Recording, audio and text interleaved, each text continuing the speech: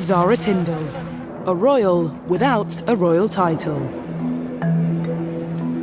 It's fair to say that Zara is a great credit to the royal family. She's added a certain amount of celebrity and a great deal of glamour. Fun-loving, colourful, upbeat. Zara is one royal unconstrained by old-fashioned protocols. A member of the royal family gets a tongue ring? She certainly did do things that sparked controversy. Tonight, we reveal what's really made Zara the progressive royal she's become. And ask, how has her mother, Princess Anne, influenced her life? Zara has really looked to her mum as a way to live her own life. There is no pretense. There's nothing superficial about either of them. Did Anne manage to free her daughter from a life of royal restrictions? Anne would have just reminded Zara of her responsibilities, but at the same time, she allowed her to make her mistakes. And has Zara been given the life Anne always wanted to live? She has had a lot more freedom and a lot more opportunity than her mother ever did. Anne's vocation, her calling, her duty was always to be the Princess Royal. What's their relationship really like? I think there's a lot of similarities in character. And how has it endured? They give you lots of advice. Yeah, and criticism. It is a unique and very close and very strong relationship. From sporting achievements... Anne was the very first member of the royal family to compete in the Olympics. Zara was the very first member of the royal family to get a medal in the Olympics. To their modern-day love lives. I think Zara is very much like her mother in that she is a free spirit. She's had some quite colourful boyfriends in the past.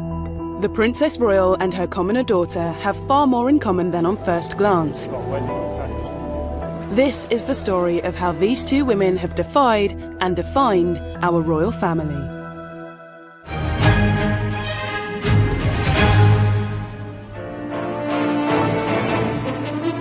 The 15th of May, 1981.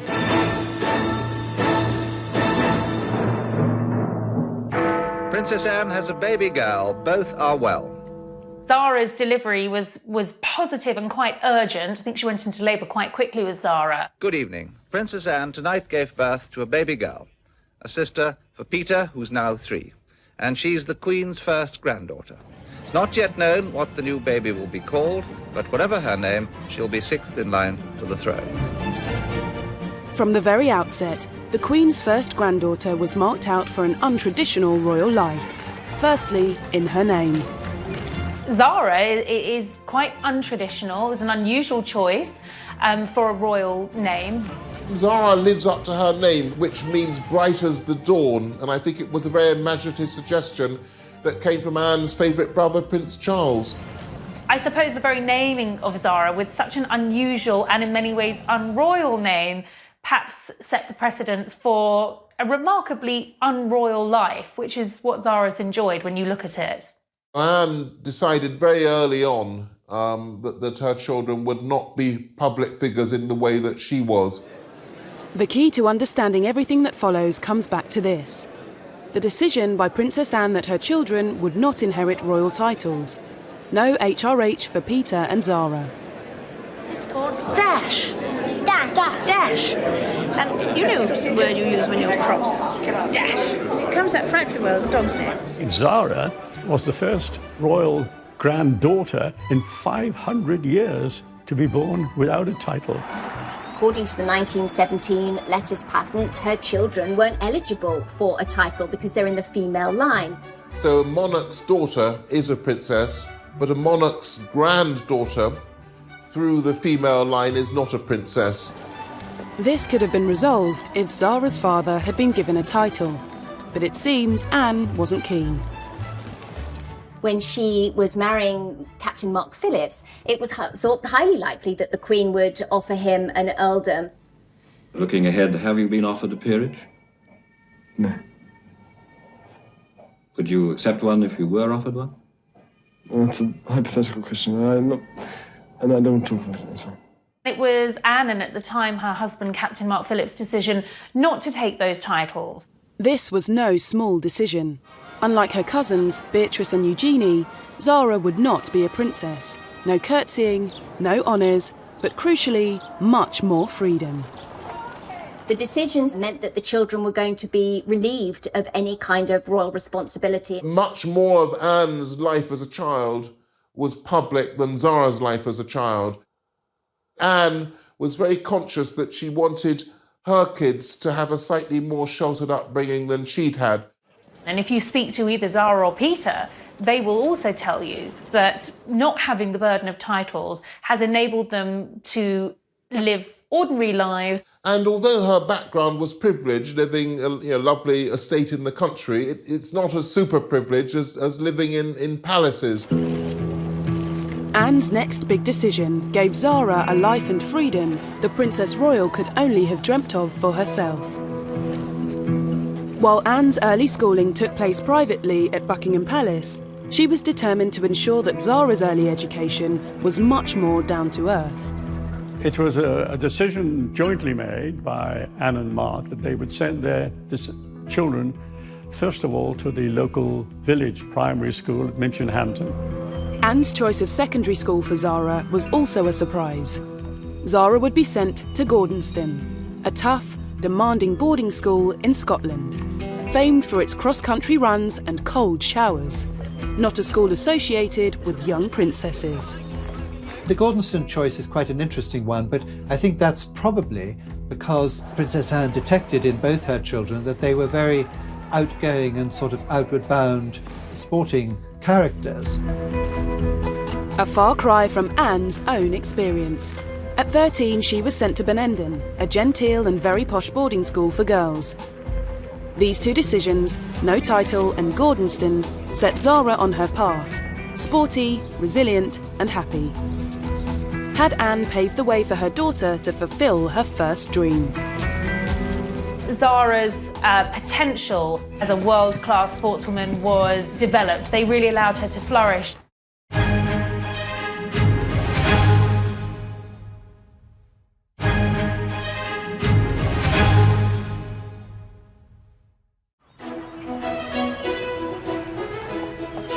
When her daughter Zara was just 13 years old, Princess Anne sent her to Gordonston School, despite Anne's brother, Prince Charles, describing it as hell on earth. Gordonston is not for everybody.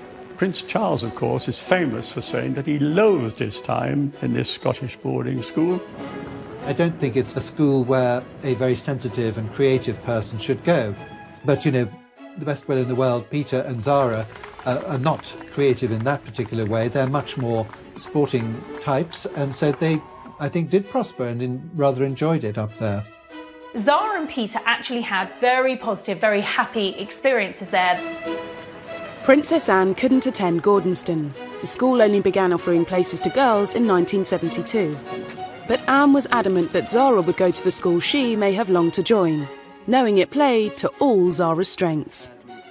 They concentrated very much on the open-air life. There was a lot of sporting activity. Zara's potential as a world-class sportswoman was not only recognised but developed. They really allowed her to flourish. She loved boarding, she did well at her A-levels. Post-school, Princess Anne was thrust into life as a working royal, but she had other ideas for her own children. She could see Zara's potential, and she wanted to push her to reach her goals that she couldn't because of royal protocol. Zara has certainly had more latitude than her mother. She's able to be just that little bit more relaxed. She's always had to make her own way in life, and probably had a much easier time than those that are closer to the throne and are given titles and do have to operate as members of the royal family. Anne's early decision not to secure a royal title for her daughter meant Zara had choices that she never had. Like mother, like daughter, Zara was showing signs of excelling on the junior equestrian circuit. Not having that HRH title, not being a full-time working member of the firm, means that she's had a lot more freedom and a lot more opportunity than her mother ever did. Among all the qualities that Zara and Anne have in common, uppermost is their enduring love of horses. It's impossible to overestimate the importance that horses have been in the princess's life. The British royal family have to be the horseiest family in the country. It's almost like they're pre-programmed to come out loving horses as part of their genetic makeup. Zara, as with every child born into the royal family, would probably have sat on a horse for the first time before she can remember now. In that family, you learn to walk and then you learn to ride. You start on a Shetland pony and then you move on to a slightly bigger pony that's probably quite badly behaved and stomps on your toes occasionally. Pony Club puts a huge emphasis on horsemanship. So it's not just can you ride well, it's can you look after your pony, can you do the dirty jobs. They'll be on the road every week, through the season. And it's quite simply a lot easier to get up and drive your horses to the events, ride them, finish and come home. For both Anne and Zara, these routines became second nature as horses developed into a professional passion and cemented their relationship with each other. I think for Anne and Zara, horses represent their freedom. Influenced by her mother's career, Zara would follow in Anne's footsteps. Eventing comprises of 3 disciplines: the dressage, the cross-country and the show jumping. It's easy to forget because equestrianism doesn't seem so big now. You don't see it on the telly all that much. But Anne was one of the leading and most famous sportswomen of her era. Even if she hadn't been a member of the royal family, it would have been an incredibly impressive trajectory. She became the European champion in 1971 and she was only 21 years old, which is still an age that's eligible for young rider classes. So in the grand scheme of things, incredibly young in this sport. And 2 very familiar faces were on hand to present the princess with her gold medal. In the clip of that moment, Prince Philip in particular is absolutely beaming. Clearly so incredibly proud. Those are occasions when the Queen is present, of course, but I'm sure she would think she's present as a mother. And it was a very special moment that the Queen was able to give the prize to her daughter. And it wasn't a special favour prize, her daughter had earned that prize. But Princess Anne's European triumph was followed by a frustrating run of bad luck. Her horse suffered a tendon injury, ruling her out of the Munich Olympics, and there was more frustration the following year.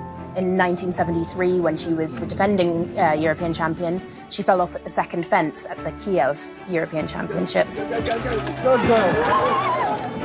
Then you have the press, of course, speculating, well, was she just a flash in the pan when she became European champion?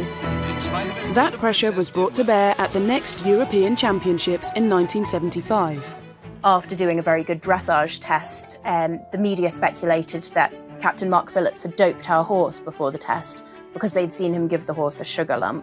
When the horse was drug tested, it was all clear, but she'd had to go through the whole competition knowing that everyone was watching her and thinking, are you cheating? Lucinda received her gold medal. She finished in second place at the European Championships and took home the silver medal. She looks at that as being more of a significant accomplishment because at that point she'd had just about everything that can go wrong, and she'd learned to deal with it. In 1976, Anne became the first member of the royal family to represent Britain in Olympic Games. Riding Goodwill in the Montreal Olympics of 1976, and she said, "It's a unique example in equestrian history where the Queen had bred not only the horse but also the rider." With a European champion mother and an Olympic champion father, it was no surprise when Zara began to forge a fine equestrian career of her own. Zara, unlike her mother, had no conflicting royal responsibilities, so she was able to throw herself completely into her riding career, and Anne was on hand to support her daughter, underlining their unique relationship. It was my decision if I wanted to ride, and never pushed me, so but when I did, they very much backed me up, and they're both very knowledgeable, unfortunately. So they give you lots of advice? Yeah, and criticism. Zara may not have been pushed into equestrianism, but it was obvious that if she inherited her mother's ability, without the constraints of royalty, she could potentially go much further in the sport. It was in the late 90s, in her teens, when she finished second in the Pony Club Championships, that the equestrian media and then the regular media really started to sit up and take notice. Zara won silver at the European Young Rider Championships in Austria in 2002. and made her senior breakthrough at the Burghley Horse Trials the following year, where Pippa Funnell won the illustrious eventing Grand Slam. She'd already won badminton in Kentucky, and everyone was watching to see if she could get the third one and the biggest prize of all. And Zara was very nearly the rider to stop her from doing this. A mistake in the show jumping cost her dear, but for 22-year-old Zara, making runner-up at Burghley was a big step forward. To finish second in such a high-profile year, that was really the moment where people realised that she was a serious contender. Unfortunately for Zara, an injury to her horse ruled her out of the 2004 Olympic team. 32 years after her mother had suffered the same fate. Getting it right for the Olympics, you being fit and your horse is very often, you know, a game that can go wrong. It's not just me who's had that problem before, you know. I think everyone on the team has had a problem in the past. There are a lot of things that can go wrong with horses and a lot of very minor injuries that can put a horse out of contention for major competitions. But Zara quickly put her Olympic disappointment behind her. After that, she started racking up the titles. In 2005, she went to the European Championships and became European champion. Yeah, she was a phenomenal, talented young rider, and her horse was very impressive.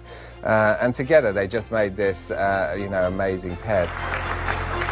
Zara had the chance to go one better, the following year at the World Championships in Germany, but she arrived in Aachen in a state of shock. Just before Zara went to Aachen for the World Championships, one of her best friends, Sherelle Duke, had what should have been a very innocuous fall at a one-day event. She fell and then the horse rotated over and landed on top of her, causing grievous injuries that she unfortunately didn't survive. That was one of her best friends, a girl that she'd gone on holidays with in the off-season. They were very close. She actually wasn't able to attend Sherelle's funeral. Her brother attended in her stead because the funeral was held while she was already in Germany. Remarkably, Zara kept her focus and went into the final event in the lead.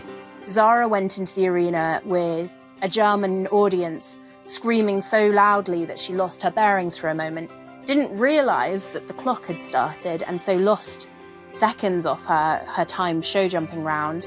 But as she crossed the finish line and looked at the clock, she realised that she'd scraped it, she'd managed the win, she was the world champion. Cameras covering the competition managed to capture the raw emotion that was on display in this moving footage. A world away from the eventing arena, in a star-studded glitzy TV broadcast, we learned just how much Zara had touched public hearts. And the BBC Sports Personality of the Year for 2006 is Zara Phillips. To rapturous applause from the studio audience, Zara followed in her mother's footsteps to become the second royal family member to win BBC Sports Personality of the Year. People just voted, you know, again and again and again, and in their droves, because, you know, it was really important that she won, because it caused global interest in equestrianism. And a lot of the phone-in votes seem to be coming from Buckingham Palace. BBC Sports Personality of the Year on the telephone. They've all been voting on your phone. 35 years earlier, the award ceremony looked like a smaller, more intimate affair, but the achievements of both women were plain to see. Yeah, I think it probably made them realise that I wasn't just kind of playing around at it, and it was serious and it is hard work, and, you know, hopefully they have seen that. But Olympic success continued to elude Zara after her horse Toy Town was again injured before the 2008 Games in Beijing. Her Olympic debut would have to wait until London 2012, the Games which Princess Anne had been so instrumental in securing for the capital. The London Olympics, which obviously was an enormous occasion for her to be a part of. It's all getting much closer and everyone's getting more excited. And Zara wasn't there just for the ride. Jubilee year, the Queen's granddaughter, Zara Phillips, and her teammates were handed their silver medals by her mother, Princess Anne. Made it feel very, everything's worth it, and, you know, we did a good job, and we got an Olympic medal. You know, not many people could say that. Obviously it's amazing. It was amazing to get a medal anyway, so to get it from your mum was pretty cool. Anne and Zara's relationship during this time just grew stronger, and Anne's early decision to allow Zara more freedom outside the royal family had paid off. Zara had achieved something Anne never managed. Well, they all rode brilliantly. They won the Olympic silver team medal. Things went well for us as well, winning the team gold. Zara and I had a great time afterwards, and I was obviously happy for her. We took a boat up the Thames with lots of the team members and friends and family, and we just had a fantastic night, going up the Thames, sat on a boat, drinking, laughing, and just remembering, how great the last couple of weeks had been. Zara's career has already long outlasted Anne's, and despite approaching 40, with no competing royal responsibilities to cut it short, it could go on and on. Turning 40 is very young in the equestrian industry. There are many riders who don't even begin to be known on the international circuit until they're the age that Zara is now. Her father, of course, was awarded the silver Olympic medal on his 40th birthday by Princess Anne. Some riders are winning medals much later on in their careers, like in their 40s, and as we've seen with Nick Skelton at Rio, even like coming towards 60. With Zara expecting her third child this year, the postponed Olympics due to take place this summer are off the radar, but future success is still very much on the cards. Just because Zara's now in her 40th year certainly doesn't mean that perhaps she'll be slowing down even for the next 10 years. Her top horse at the moment is Class Affair, who has just turned 12 years old. So 12 years old is very much a little bit like 40 for riders, the time at which we start to see them step into their peak. It's still quite young. The 2024 Olympics, which will be in Paris, would be probably on Zara's agenda and wouldn't be out of the question.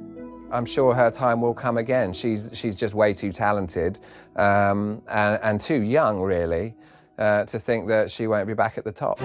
Next, from horses to husbands. While Anne and Zara bonded over life on the equestrian circuit, they had very different approaches to their love lives. One was duty-bound to have one of the biggest weddings of the 70s. And probably thought the whole wedding was a necessary evil. The other was free to marry in a way that suited her.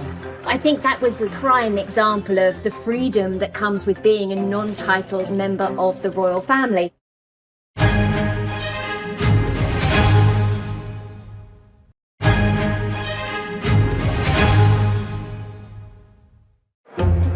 Young and single, Zara entered adulthood, able to reap the benefits of freedom and the trust given to her by her mother. It was a stark contrast to Anne, who at her age was tied down by both royal duties and around-the-clock police protection. I think Zara had a lot of fun in her youth. Certainly she loved to party. Zara's brother Peter said she always liked being at the centre of anything fun and boisterous. Yes, her parents really encouraged her to lead a full and happy and successful civilian life, but unfortunately things didn't always go so smoothly. I think Zara is very much like her mother in that she is a free spirit, and she's had some quite colourful boyfriends in the past. I suppose her biggest romance was with a fellow jockey, Richard Johnson, and this was quite a tempestuous, quite a fiery relationship. Just like her mother, Zara liked her men to love horses. In 1998, she fell for a 21-year-old National Hunt star. Not long later, Zara moved in with Richard Johnson, something that would have been unthinkable for her princess mother to have done with a boyfriend. Zara had a reputation for being a bit of a royal rebel, doing things differently, not really caring what anyone thought about what she did. Zara was one of the first younger members of the royal family to be able to live with a significant other without being married. Despite the freedom that Zara enjoyed, she couldn't completely escape the press speculation about the state of her relationship. You'd often see pictures of them out together, kissing, pictures that I suppose further fueled that reputation for Zara as being a bit of a wild royal. Because they were both sort of celebrities in their own right in terms of the sporting world, they attracted an awful lot of attention. He went to a public school, came from a family with a great deal of land, but, a very volatile character. And they also attracted attention because they tended to have very public spats, which is something as a member of the royal family you would avoid at all costs. And in January 2001, a row spilled over into the street. Royal rebel Zara Phillips is in trouble again after brawling with her boyfriend in public. Police were called to break up the fight between the Queen's granddaughter and her boyfriend, seen here on the right, jockey Richard Johnson. Neighbours heard a huge ruckus, and it turned out that Richard and Zara were having a huge blow. Richard was said to have pulled Zara from the car and knocked her to the floor. It was later said to be an overreaction. That's, of course, how things are always described, and Zara and Richard stayed together. But, of course, that meant that Zara was tabloid fodder for quite some time. One of the big problems the royal families had, which got much worse in recent years, is the way that the press treat them, because certainly if you go back to the beginning of the reign, everybody was very much more deferential and much more cautious. But that's all changed, of course. Anne may have tried to protect Zara from the scrutiny of being a full-time royal, but she could never protect her totally from scandal. Now, I'm sure she was read the Riot Act by her mother following that, because it ended up on the front pages of the newspapers. In turn, that reflects on the institution of monarchy. So Zara most definitely would have been reminded of who she is and who she represents by extension of being the Queen's granddaughter. But I think it really sort of shows Zara's tenacious side. But that Christmas, she and Richard were back in the spotlight again. This time for a controversial cuddle worth £125,000. Princess Anne's daughter, Zara Phillips, has been accused of being the latest royal to cash in on her status. Zara had a reputation in the press for being a bit of a rule breaker, and she certainly did do things that sparked controversy. One of those things was agreeing to do a deal with Hello magazine with Richard. This was the couple inviting the cameras into their Cotswold home. A cosy 13-page posed photo spread showed them lying together in each other's arms in front of the fire. And although the focus was supposed to be on the couple, all eyes were on Princess Anne's daughter. Public criticism, tabloid headlines, these were exactly the kind of things Anne had tried to protect her daughter from. Had her attempt to give Zara a more normal life backfired? It all felt very celebrity and not particularly royal. Anne would have just reminded Zara of her responsibilities, but at the same time, she allowed her to make her mistakes. It might just prickle Princess Anne that here were her children then invading their own privacy by inviting the cameras into their home. Anne must have known from bitter experience that with freedom came responsibility. But perhaps she also recognised in Zara something of her younger self. When Anne was younger, she had that reputation for being a bit of a wild child. It was a bit of the attitude that Zara has as well, a bit of can do and don't care. Anne clearly understood just how intrusive the press could be when dealing with the private lives of the royal family. Her love life generated a lot of interest, and I suppose further fueled that image of her being a bit of a wild child, which often got Princess Anne into hot water. I mean, her attitude to the press. And in her younger days, Anne became known for her celebrated clashes with pushy journalists. In the early days of Anne's emerging onto the public scene, of course, there was a great battle with the press. Actually, she seemed to enjoy the battle. I have to say she gave equally as good as she got. Good news for us, Your Royal Highness. So you have a vivid imagination. And she also understood just how difficult relationships could be for royals in the spotlight. Has it been a great strain keeping it secret and indeed keeping it away from people like ourselves? I think it has, yes, it became rather a strain. Yeah. It's funny with Anne, you wouldn't really look at her and consider her a romantic, but I think Anne probably is something of a romantic. She met her first husband in 1968. They met through the eventing equestrian circles, and they got married in 1973. Do you think you would have married out of a sense of duty? No way. I'm glad you said that. One very brave reporter asked her at the time if she thought her marriage would be able to survive the pressures of royal life, and she snapped back, well, it's got to, hasn't it? Unfortunately, it didn't. the marriage was clouded by scandal. Zara was barely 18 months old as journalists dogged Anne on a charity visit for Save the Children in Africa. At that time, there were all kinds of rumours circulating about her love life, what was happening with her marriage, was her marriage breaking down? There were so many rumours of infidelity. She was visiting a number of different countries. And the press tagged along because they just wanted the gossip. They wanted the juice and they wanted to find out more about what was happening in Anne's private life. After public revelations of Anne's infidelity and a love child fathered by Mark, they separated in 1989 and later divorced. Anne's first marriage had become an open nightmare. She would never make that mistake again, and she wouldn't let Zara go through it either. So perhaps it's no surprise that Zara soon changed her mind about living her love life in public. After 5 years of media publicity and her infamous hello spread, in 2003 her on and off relationship with Richard Johnson finally came to an end. Enter England rugby player Mike Tindall, a grammar schoolboy from Wakefield, Yorkshire. Zara met Mike Tindall when she was in Australia in the November of 2003 when England beat Australia in the World Cup. She met this hard-drinking, professional rugby-playing guy, and the chemistry between them was immediate. So they did exchange their private telephone numbers, and when they got back, he telephoned and asked her would she go out with him. Amazing to do that with a member of the royal family when you think about it, even one without a title. Mike and Zara's relationship unfolded very naturally, and they had a beautiful foundation as friends first, and I think that is what served them so well.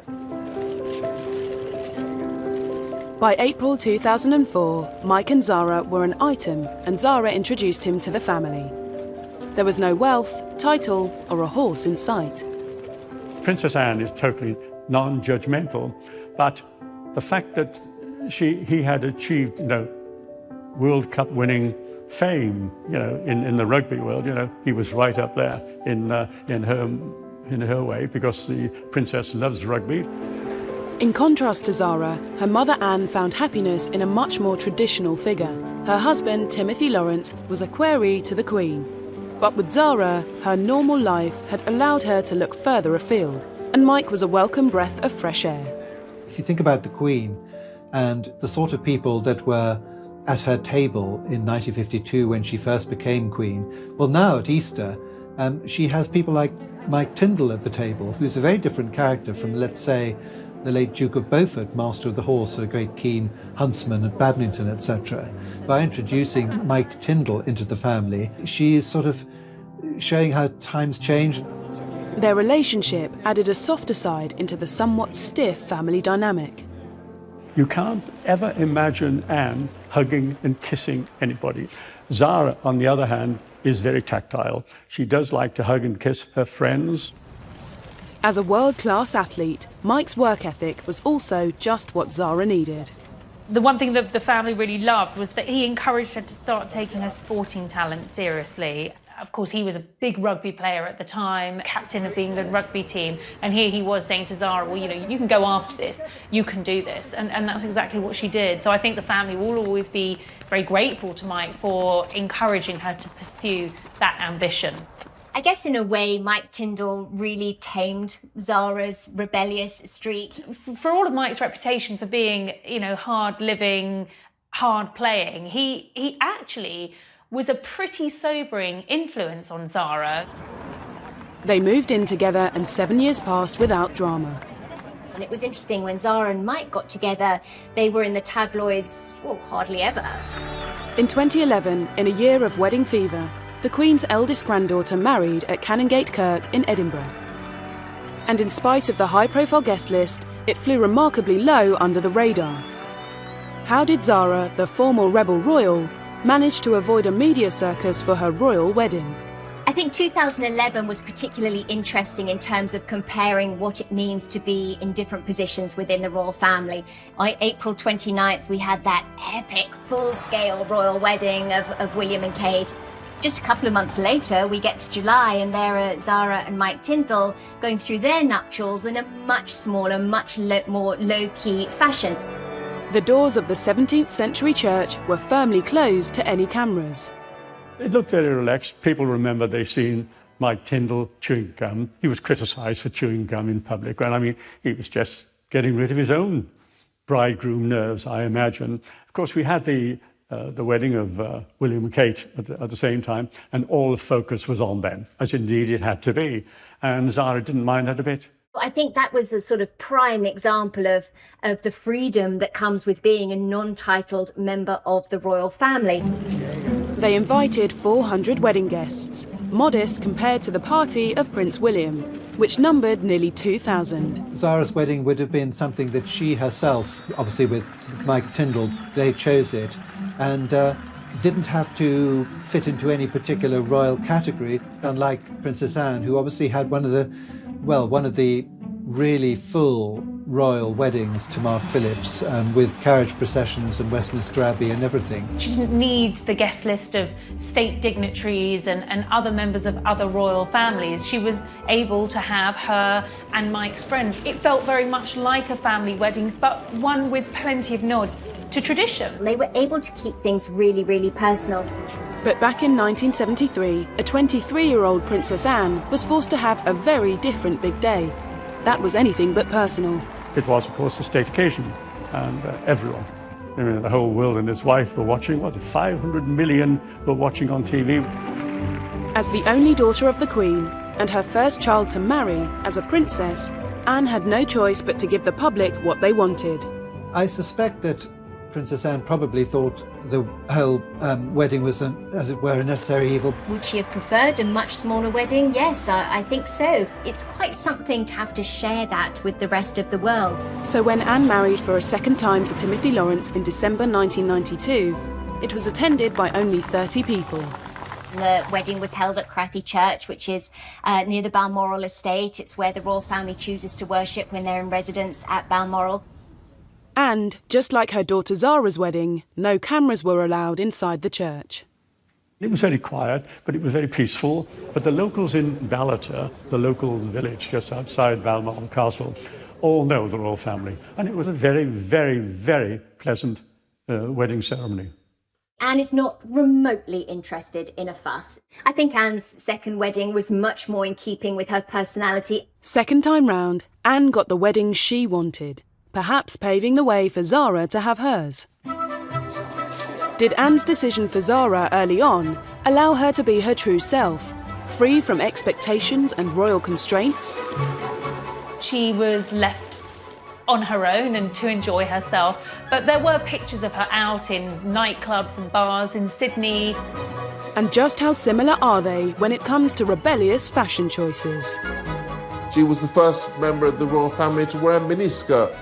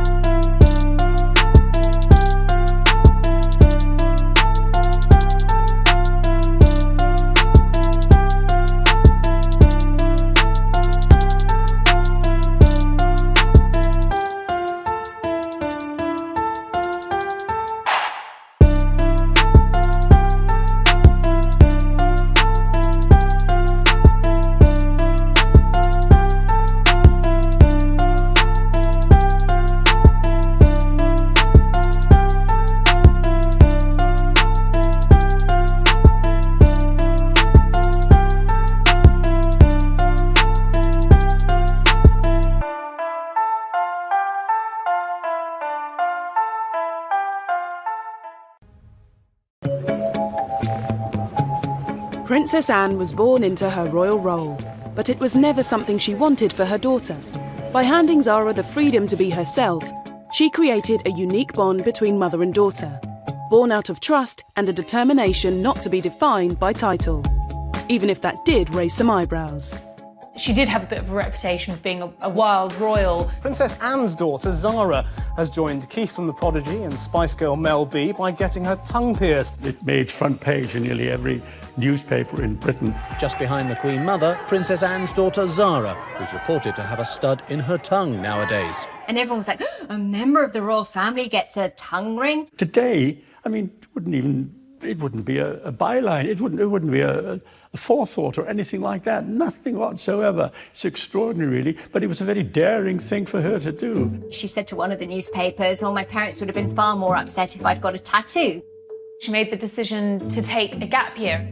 So she spent several months in New Zealand and Australia. For the most part, she was left on her own and to enjoy herself. But there were pictures of her out in nightclubs and bars in Sydney. Apparently she was bungee jumping in New Zealand. So I think she was doing what most kids do when they leave school, going off and having a bit of a wild time. Anne, too, was considered rebellious in her younger days, but her actions now seem tame. In allowing Zara extra freedoms, was she giving her daughter a life she'd always wanted for herself? Anne was very much labelled a free spirit, a bit of a wayward royal, certainly by the press. People were stunned when footage emerged when Princess Anne was only 19 and she was filmed driving a 52-ton chieftain tank across rugged terrain. With her recent visit to a North Sea gas rig, the first member of the fair sex ever to be allowed on board one, the princess must be getting used to setting precedents. She's obviously willing to try her hand at anything that comes her way.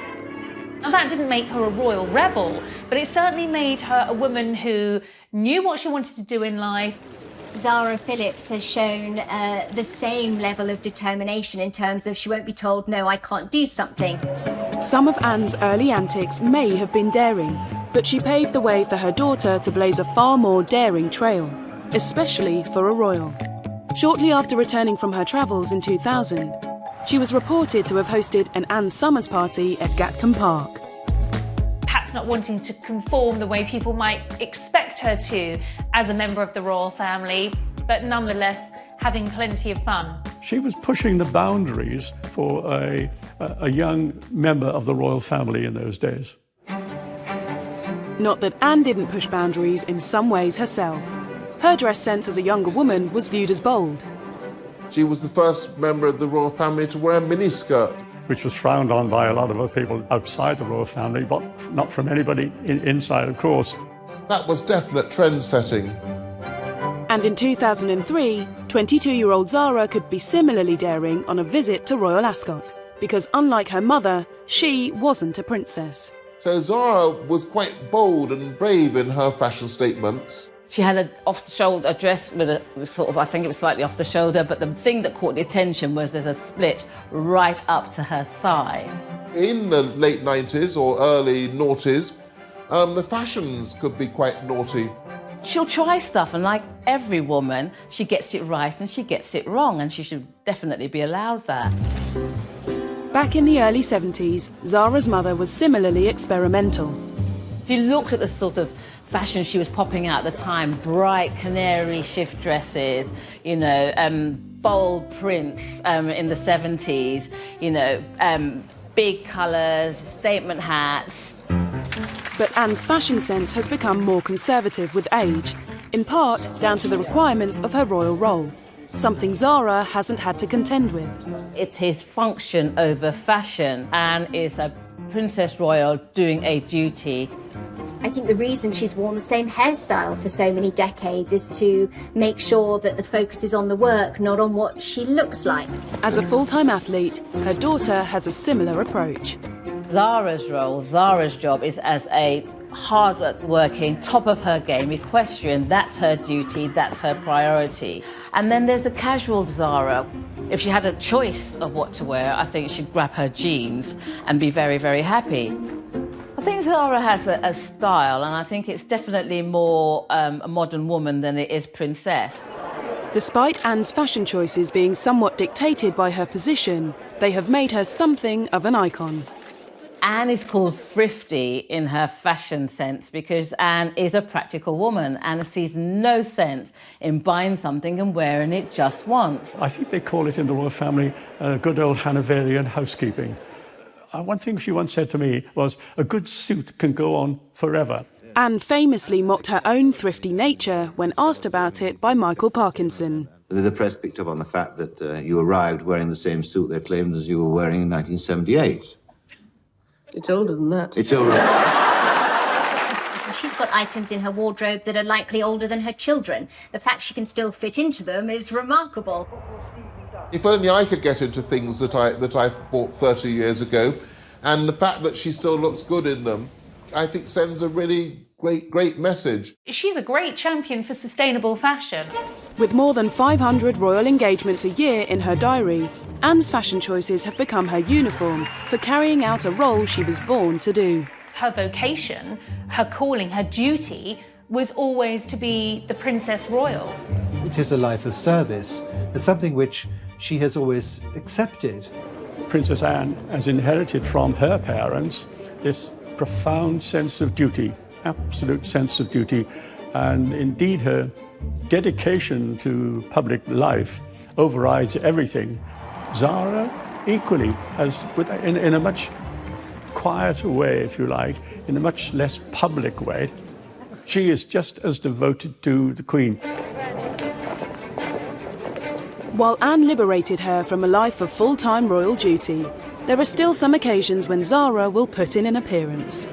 Who exactly is a member of the royal family? And there are two ways of looking at that. There is a very clear-cut list of who the members of the royal family are, and those are the ones that appear in the court circular, where Zara is obviously a granddaughter of the Queen and very close to her, and a very close member of the family, and will appear at a great number of family occasions. She is not really technically a member of the royal family as such. Appearances, on the balcony, trooping the colour. Of course, there's the Christmas Day walk to church, there's the Easter walk to church. You will occasionally see Zara doing the odd duty, like perhaps handing out a cup at Cheltenham. She may not be an official royal, but Zara is clearly at the very heart of the younger Windsor family. William and Harry, the closest cousins that Zara has got within the royal family, lost their mother at that comparatively early age, back in 1997. Zara seemed to grow even closer to them. Not long after Diana died, the Prince of Wales decided they should all go on a skiing holiday. In January 1998, the world's press descended on Klosters, Germany, for a photo call. Zara would try to trip them both up, and she'd throw snowballs, and they'd have a wrestle in the snow. She was there to take the focus off them, take the pressure off. They used to hate those photo calls, but with Zara, everything is more fun because she's so gregarious. She's great to have around because of her positive energy and her zest for life. She was a huge help, an enormous help to those two, and William in particular, I think, has always had a huge, huge affection for Zara. William is quite serious by nature. He's actually quite shy. Zara is sort of the comedy cousin that you can turn to, where she takes the pressure off of everything. And so that friendship is so authentic. There are dozens of photos of William and Zara together over the years, laughing, joking. There's one time where Prince William was holding an umbrella over Zara. He was protecting her from the rain. I think he feels very protective towards her, and she feels equally protective of him. And Zara has continued to support the family, especially William, from the sidelines. For William in particular, trust is everything. So when you've got a cousin who understands what it is to be a member of the royal family, but they don't have the same pressures associated to it, they can be a tower of strength and support. In October 2013, William made Zara godparent to George, his first son and future king. It's Zara's total loyalty and dedication to her family that has made her such an asset to the cousins that have had to endure the negative side of royal life. She may not have a title because of her mother's early decision, But Zara has an integral role with those closest to the future of the crown. But what about her own children? Has Zara's freedom from royal expectations allowed her to discuss things that others might not? The loss of their baby was certainly one of the most personal things that Zara has ever spoken about. It's unusual for a royal to open up the way that she did.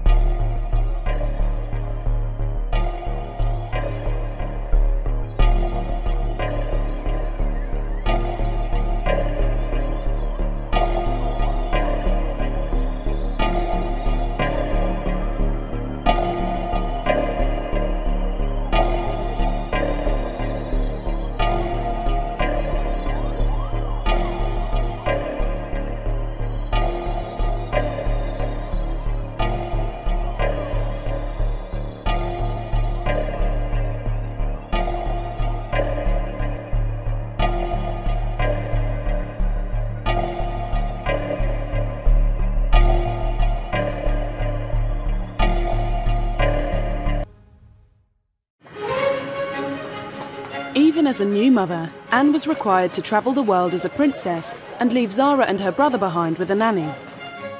Zara's comparatively normal life means her own children do not have to compete with royal duties. I suppose Mia and Lena Tyndall have really got that full-time hands-on parental experience that Zara and Peter weren't able to have, and Princess Anne certainly didn't have. Again, expectations change, generations change, but this is another one of the major pluses that comes with the freedom of being a non-titled member of the royal family. I think she's been very modern in her approach to parenting. Zara was encouraged and supported by a progressive mother. But she's chosen to take it one step further, opening up about her personal struggles with motherhood. She shared the news of her miscarriage, which will have been devastating. Charities have welcomed the Queen's granddaughter, Zara Tyndall, who's revealed she had a second miscarriage before having her second daughter last month. She previously had a miscarriage in 2016. And in an interview with the Sunday Times, she said, "You need to go through a period where you don't talk about it because it's too raw." Speaking of the first miscarriage, she added, "For me, the worst bit was that we had to tell everyone knew." Her honesty on an emotive subject like miscarriage showed a personal approach from the famously stoic family. It's unusual for a royal to open up the way that she did. She did it because she felt that it was important. She wanted to talk about miscarriage, and I suppose in doing so try and break down some of the stigma around the subject. She was able to really speak to a broad cross-section of society, and I think people really admired her bravery in that moment. She will open up. She's opened up about quite personal and private matters in a way that, Anne would never do. There were different expectations for Anne when she was both a mother and a representative of monarchy.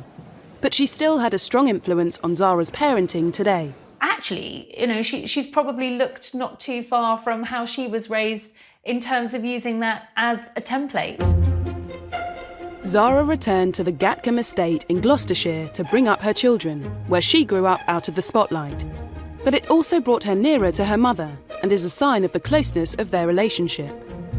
I think what's really lovely is that both Zara and Peter have stayed very close to home. They both live on the estate with their mother, and Princess Anne spends a lot of time with them. Weekends are spent taking the children for pony rides and long walks around. Gatcombe actually has a running farm on it as well. She's a good mother, and she's actually a very affectionate grandmother, which I think surprises quite a number of people. Anne's affection for Zara, and now Zara's children, has always defined their relationship. It's a unique mother and daughter bond that has existed since she was born. When Zara was born, I could see Princess Anne was absolutely besotted. And I was surprised. And she really was besotted with this dear little baby girl in this way.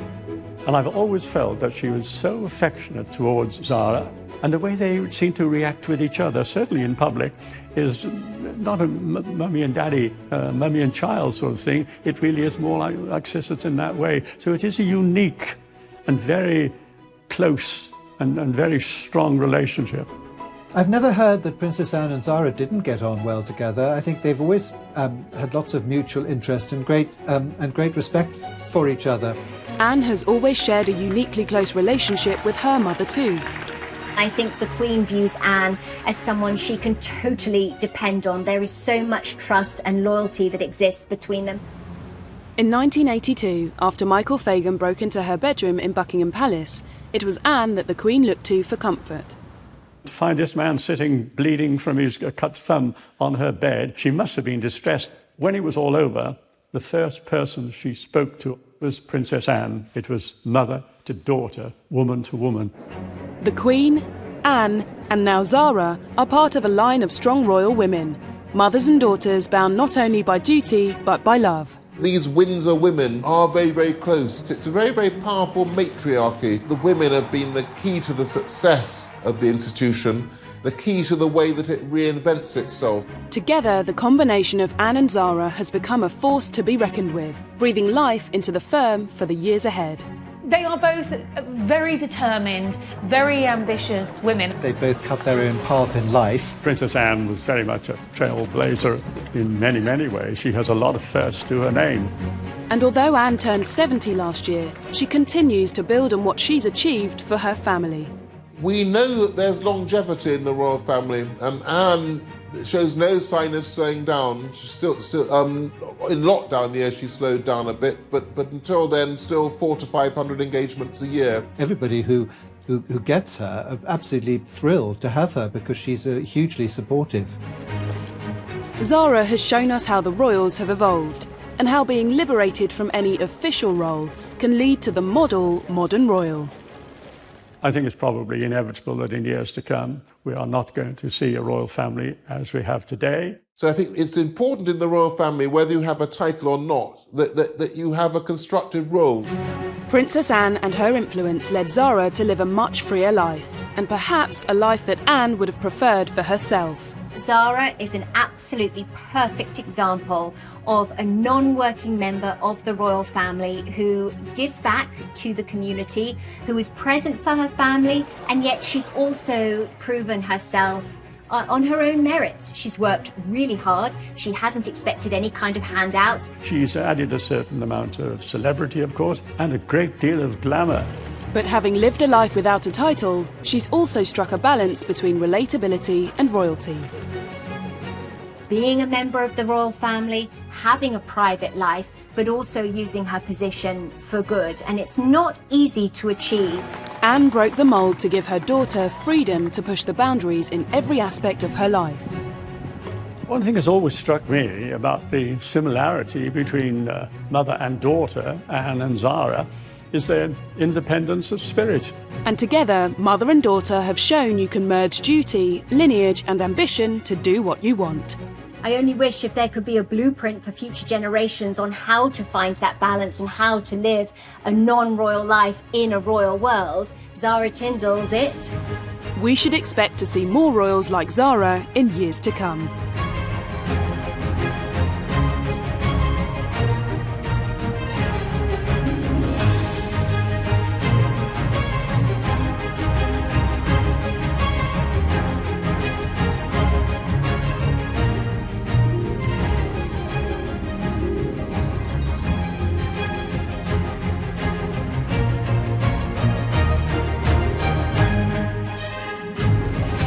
is quite untraditional. It's an unusual choice for a royal name. Zara lives up to her name, which means bright as the dawn, and I think it was a very imaginative suggestion that came from Anne's favourite brother, Prince Charles. I suppose the very naming of Zara, with such an unusual and in many ways unroyal name, perhaps set the precedence for a remarkably unroyal life, which is what Zara's enjoyed when you look at it.